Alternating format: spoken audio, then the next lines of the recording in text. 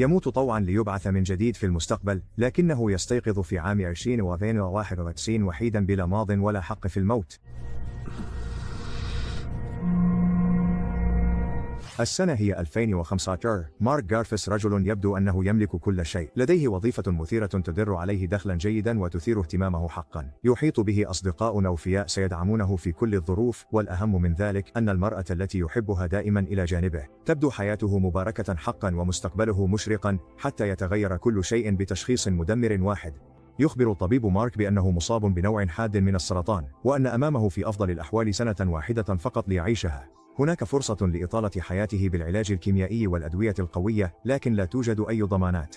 وأمام واقع موته الوشيك الذي لا رجعة فيه، يتقبل مارك الأمر ويبدأ في الاستعداد للنهاية. يسلم عمله لزملاء يثق بهم، ويعلمهم كيف يواصلون ما بدأ. يبيع منزله، ويمنح معظم ممتلكاته لأصدقائه، ويشارك والدته وصديقته الخبر المفجع، متوسلا للمرأة التي يحبها أن تجد السعادة مهما كان الأمر. ومع اقتراب النهاية، يجد مارك نفسه غارقا في ذكريات الطفولة، مدركا أنه لم يقدر اللحظات التي عاشها حقا، إذ كان يفترض دائما أن هناك المزيد من الوقت والمزيد من الفرص.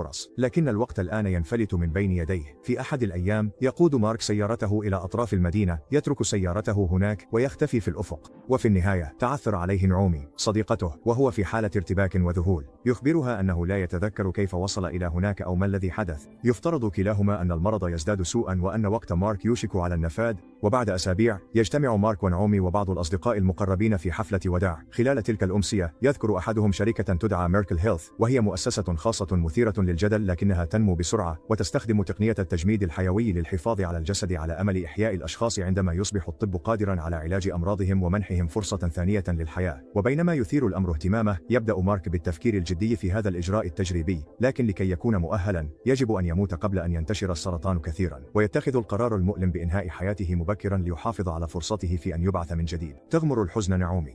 لقد جاءت لتكون بجانبه حتى النهاية، ولا تستطيع تحمل فكرة فقدانه للحظة أبكر. ومع ذلك يمضي مارك في قراره ويموت طوعا على أمل أن يعود يوما ما. العام هو 2092. بعد 70 عاما، تنجح شركة ميركل هيلث في إحياء مارك. يحيط به الأطباء والمساعدون، يراقبون علاماته الحيوية ويتأكدون من استقرار حالته. ضعيفا ومشوش الذهن، يفقد مارك وعيه.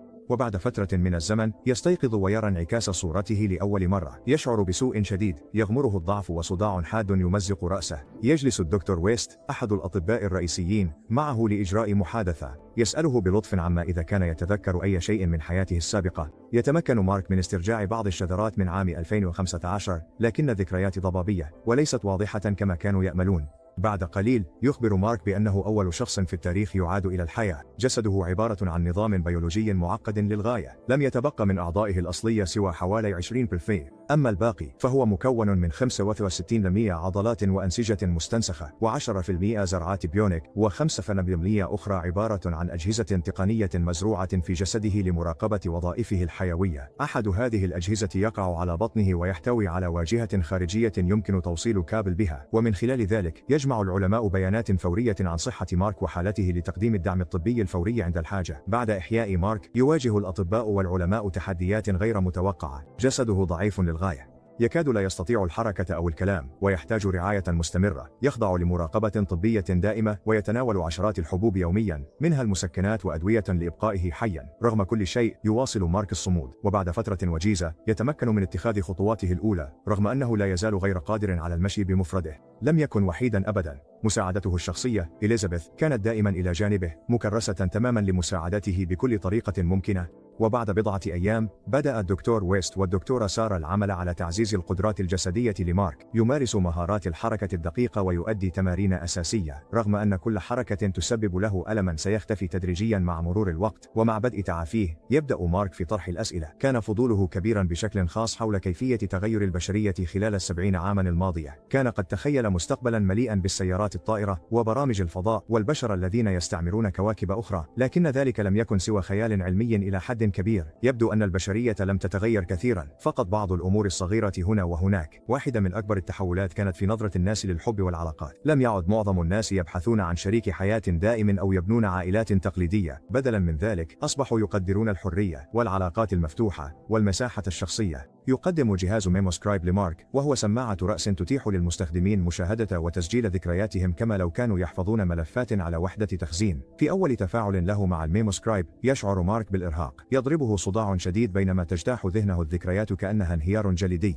مصمما على ألا يفقد صلته بماضيه، يبدأ استخدام جهاز الميموسكرايب بانتظام ويتعلم كيف يتحكم به وبذكرياته، ومن خلاله يرى لمحات من طفولته وأصدقائه القدامى وأحبائه السابقين وعائلته. وعقليا يعود إلى اللحظات التي كان فيها سعيدا حقا. في صباح اليوم التالي كانت إليزابيث ترعى مارك وتجيب على قائمة أسئلته المتزايدة. رغم أنها تبدو شابة، تكشف له أنها في الحقيقة تبلغ 46 عاما، ليس لديها عائلة أو أطفال. بعد تبنيها وجهات نظر عصرية، أصبحت إليزابيث منفتحة على الحميمية ومستعدة لفعل شيء لن يشعر بالوحدة، لكن عليه أولا أن يصبح أقوى جسديا. في تلك الليلة يجد مارك صعوبة في النوم، وبينما كان يعاني الأرق نهض من سريره لجولة قصيرة. باستخدام جهاز مساعد للحركة يجد نفسه أمام مرآة، لكنه بدلا من رؤية جسد شاب يرى رجلا مسنا مخيفا يحدق فيه، وهو يعلم أن ذلك مجرد وهم في رأسه، فقد تجاوز 100 عام من العمر. وبينما هو مصدوم ينهار أرضا ولا يستطيع النهوض بمفرده. بينما يرسل جسده إشارة إنذار حرجة، يزحف مارك نحو منفذ الاتصال ويقوم بتوصيل نفسه، آملا في تخفيف الألم وإرسال بيانات الطوارئ إلى فريق المراقبة. ومع مرور كل لحظة يغوص مارك أعمق في ذكرياته، ويغمره الإحساس بمدى التغير الجذري الذي طرأ على حياته. كل ذلك يبدو وكأنه واقع مختلف، وكأن الصور في ذهنه مجرد أوهام، لكنه عالم يتوق بشدة للعودة إليه. يتذكر أول فتاة اعتنت به على الإطلاق، ومحاولاته الأولى في بدء عمل تجاري، والأحباء الذين دعموه طوال تلك الفترة. قريبا يعقد الفريق الطبي اجتماعا طارئا. بدأ جزء من دماغ مارك في الفشل تحت الضغط، ولأسباب لم يفهموها بعد بدأ دماغه يختل، مما يعرضه لخطر فقدان جميع ذكرياته. يتوسل مارك للجميع أن يغادروا الغرفة حتى يتمكن من التحدث مع الدكتور ويست على انفراد. في لحظة هادئة ومؤثرة يعترف الطبيب بأن مارك قد لا يتمكن من عيش حياة طبيعية. جسده ضعيف جدا بحيث لا يستطيع العمل بمفرده، وفوق ذلك يزداد عداء الجمهور تجاه الشركة التي تقف وراء إحيائه. يشعر الناس بعدم الارتياح تجاه فكرة إعادة الأموات أو استنساخ الأنسجة البشرية. تزداد الاحتجاجات ضد شركة ميركل هيلث. يشعر مارك بصدمة، هذا يعني أنه سيتعين عليه البقاء في العيادة تحت المراقبة المستمرة دون أمل في بناء حياة خاصة به. تمر الأيام ويتجمع الأطباء للاحتفال بإنجاز مهم. لقد مر 100 يوم منذ أن حصل مارك على فرصته الثانية في الحياة، ولا أحد أكثر حماسا من إليزابيث التي أصبحت الآن ليست فقط مساعدته بل أيضا حبيبته.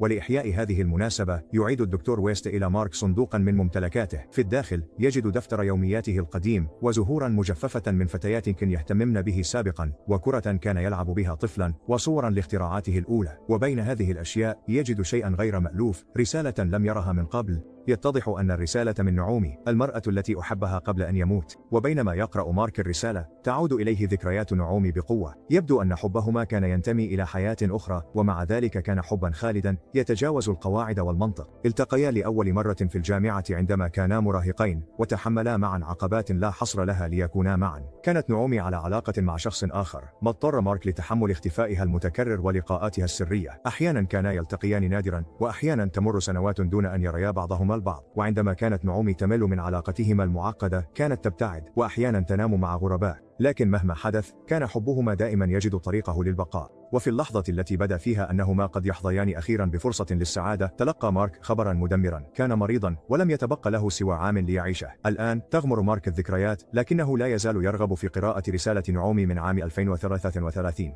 وفي تلك الرسالة تكشف أنها عندما بلغت 50 من عمرها أدركت أخيرا أنها لم تحب سوى مارك طوال حياتها. بعد أن فقدت أصدقائها وعائلتها وشريك حياتها الذي كانت معه لسنوات، قررت نعومي أن تخضع لتجربة مماثلة. قامت بتجميد نفسها في غرفة تجميد بالتبريد، أملا في أن تحيا بعد 50 عاما لتكون مع مارك. عندما يعلم مارك بذلك يذهب إلى الدكتور ويست ويسأله عن نعومي وسرعة إعادتها للحياة. يشرح الدكتور ويست أن إحياء البشر عملية معقدة للغاية وتستغرق وقتا طويلا، والأهم من ذلك أنها باهظة التكلفة بشكل كبير. كان المستثمرون قد مولوا إحياء مارك لأنهم كانوا مهتمين بحالته، لكن عمليات الإحياء الناجحة ممكنة فقط للأشخاص الأقوياء والأصحاء نسبيا. توفي مارك في الوقت المناسب قبل أن تتسبب مرضه في تلف شديد لأعضائه الداخلية. أما نعومي فقد عاشت حتى سن 50 وأصيبت بأمراض مزمنة، مما جعل إحياءها ليس خطيرا فحسب، بل من غير المرجح أن ينجح أيضا. وبعد أن أدرك أن المرأة التي يحبها ربما لن تعود أبدا، وقع مارك في الاكتئاب. يقضي ساعات ينظر إلى الصور القديمة مسترجعا الأوقات التي قضياها معا. عندما علمت نعومي بمرض مارك وقراره الانضمام لتجربة تجميد خاصة غضبت كثيرا. لم ترد أن يستسلم للحياة مبكرا أو يخاطر بكل شيء في تجربة تجارية. ذلك الشجار دفعها لحزم أمتعتها والرحيل، قائلة إنها ستعود لحبيبها السابق، ولا تزال تلك الذكرى تؤلمه. محاولا التخلي عن حياته، يطلب مارك من إليزابيث أن تحلق له رأسه. يمر بعض الوقت ويبدأ مارك في طرح الأسئلة مرة أخرى. لم يفقد الأمل تماما في إمكانية إحياء نعومي، هو فقط يريد أن يفهم لماذا لا يشارك الأطباء تفاؤله. يشتبه في أنهم أجروا تجارب مماثلة في الماضي، وربما لهذا السبب يرفضون الفكرة بسرعة. لكن إليزابيث لا تعرف شيئا، فهي جديدة في العيادة وقد وقعت على اتفاقية عدم إفشاء، لذا لا يمكنها أن تكون صادقة معه تماما. تمر الأيام والأسابيع والأشهر، يبدأ الأطباء في ملاحظة أن حالة مارك تتدهور، بدلا من التحسن هو يزداد سوءا. اكتئابه بدأ يؤثر سلبا على جسده وعقله معا، يبدو شارد الذهن، يتجول في المنشأة بلا هدف. وأسوأ ما في الأمر أن ذكرياته بدأت تتلاشى بسبب مشاكل عصبية، ولا يوجد ما يمكن للأطباء فعله لإيقاف ذلك. تشك إليزابيث أن الدكتور ويست ومساعده يعرفان أكثر مما يقولان، وتتوسل إليهما لمساعدة مارك، لكنهما يهزان أكتافهما. تلك الليلة تحاول إليزابيث التي أحبت مارك مواساته، تعطيه مهدئا وتخفض الإضاءة ليقتربا من بعضهما. تقنيا لم يسمح له بأي جهد بدني، لكنها لا تهتم. كانت تأمل أن قربها منه قد يشتته عن التفكير في نعومي، لكنها تدرك بسرعة خطأها. حتى الآن مارك يقارنها بالمرأة التي فقدها غير قادر على نسيان الماضي. لاحقا تلك الليلة يتسلل مارك إلى مكتب الدكتور ويست ويسرق بطاقات الذاكرة التي فيها ذكرياته، وعندما يشاهدها يكتشف حقيقة مرعبة كانت الشركة الخاصة تخفيها. كان العلماء قد حاولوا إحياء مئات الأشخاص، وكل محاولة انتهت بالفشل. لم ينجو أي مريض. أولئك الذين أعيدوا للحياة لفترة وجيزة لم يشعروا إلا بالرعب والألم والمعاناة قبل أن يموتوا مرة أخرى. وبعد فترة من الزمن يجمع الدكتور ويست المستثمرين والداعمين ليعرض إنجازات العيادة، ويعد بمستقبل عظيم للطب ولمشروعهم لازاروس، مدعيا أن إحياء مارك بنجاح ليس سوى الخطوة الأولى نحو شيء عظيم. ويحث الدكتور ويست الحضور على عدم التوفير في الإنفاق من أجل المزيد من البحث والتطوير، لكنه بحاجة لإثبات فعالية المشروع. يقدم الدكتور ويست مارك للجمهور، مما يثير الصدمة والتصفيق. وبعد ذلك يعلن الدكتور ويست إعلانا صادما، مدعيا أنه يريد إطلاق مشروع جديد، مشروع لا يعيد الحياة فقط بل يعيد الحب أيضا، ويعد بإحياء نعومي قريبا. لكن مارك يدرك أن هذا ليس سوى كذبة وشعبوية لجمع المزيد من المال، ومحاولة إحياء امرأة مريضة تبلغ من العمر 50 عاما محكوم عليها بالفشل. بعد فترة وجيزة يزور الدكتور ويست مارك لمناقشة ما يحدث وما رآه. يعلم أن مارك شاهد التسجيلات، لكنه يصر على أنه يعاني من كل فشل وكل حياة ضائعة. مارك لا يصدق كلمات المتعصب، مقتنعا بأن الأمر بالنسبة للدكتور ويست مجرد عمل تجاري، لا مكان للمشاعر أو الأحاسيس الإنسانية. تتفاقم سوء الفهم بين الطبيب والمريض، إذ لديهما وجهات نظر مختلفة تماما حول الحياة. ومع ذلك يضطر مارك للاعتراف بأنه لا يستطيع العيش بدون هذا المشروع والشركة الخاصة، مما يدفعه إلى قبول مصيره. وبينما يواصل استخدام جهاز تسجيل الذكريات لاسترجاع ذكرياته، يعود مارك إلى اليوم الذي أقام فيه حفلة وداع لعائلته وأصدقائه. وكانت أكثر اللحظات تأثيرا بالنسبة له عندما جاءت نعومي لتصالحه. لقد تقبلت قراره ووعدت بأن تبقى إلى جانبه حتى آخر نفس له. خلال الحفلة أعطى مارك معظم ممتلكاته لأصدقائه وأحبائه، ولم يبقى له سوى نعومي وحبها له. الآن يدرك مارك أن الحياة ليست سوى شكل من أشكال الوجود المادي، فبدون المشاعر والأحاسيس والتجارب لا معنى للحياة. إنها فارغة. الناس وروابطهم هم من يمنحون الحياة هدفا، والمشاعر والذكريات العزيزة أغلى من الحياة نفسها. مستغرقا تماما في الماضي يذهب مارك إلى غرفة التجميد حيث يحفظ جسد نعومي. هنا تجد إليزابيث مارك وتعترف له بحبها، لكنه لا يستطيع أن يبادرها المشاعر، إذ لا يزال يحب نعومي ويتمنى أن يكون معها، لكنه يعلم أن ذلك مستحيل. يعترف مارك بأن الأشهر الأخيرة من حياته كانت أسعد أيامه، حيث كان محاطا بالعائلة والأصدقاء، يعيش الحياة بكل تفاصيلها ويختبر جميع المشاعر. أما الآن فهذه ليست حياة، بل وجود بائس بلا مشاعر أو خطط أو أحداث مثيرة. وبعد أن أدرك أنه لا يريد الاستمرار في عيش حياة بائسة كهذه، يطلب مارك الحصول على دواء ينهي معاناته. تصدم إليزابيث ممزقة بين حبها له وفهمها لمدى معاناته العميقة. وبعد عدة أيام يستخدم مارك جهاز تسجيل الذكريات ليحفظ جميع ذكرياته. وبعد أن سجل معظم ماضيه على قرص صلب، يلتقي بإليزابيث ويتعرف على اسم الدواء المستخدم لإنهاء الحياة. يعثر على الدواء نفسه في خزانة الأدوية ويتذكر ما حدث قبل وفاته الأولى مباشرة. كانت نعومي معه في كل لحظة، واشترت الدواء الطبي الذي سمح له بإنهاء حياته، وبقيت إلى جانبه تنتظر موته. ثم أبلغت العيادة حتى يتمكنوا من إنقاذ جسده وتجميده. وبعد أن أدرك أنه عاش حياة سعيدة لا تحتاج إلى الاستمرار، يشرب مارك السم ويتجه إلى غرفة التجميد الخاصة بنعومي. يفتحها عن عمد حتى يكون مصيرهما الموت معا، ويودع حبيبته. يبدو أن هذه هي النهاية، لكن الأطباء يعارضون ذلك. يستخدمون البيانات المحفوظة وجسد مارك لإعادته إلى الحياة مرة أخرى رغما عنه، لأنه مجرد نتيجة لتجربة لا يملك فيها حق الاختيار أو التعبير. وفي الوقت نفسه يتضح أن النسخة السابقة من مارك لم تكن سوى نسخة أخرى أيضا، حيث أعاده الدكتور ويست إلى الحياة عشرات إن لم يكن مئات المرات. هل تستطيع التكنولوجيا حقا إعادة الروح، أم أنها فقط تعيد إحياء الجسد؟ إذا كانت المشاعر والتعاطف والشغف والخوف تتشكل من خلال تجاربنا، فهل يمكن اعتبار شخص ما إنسانا إذا فقد تاريخه العاطفي؟ شاركنا رأيك في التعليقات بالأسفل، واضغط إعجاب، ولا تنسى الاشتراك في القناة.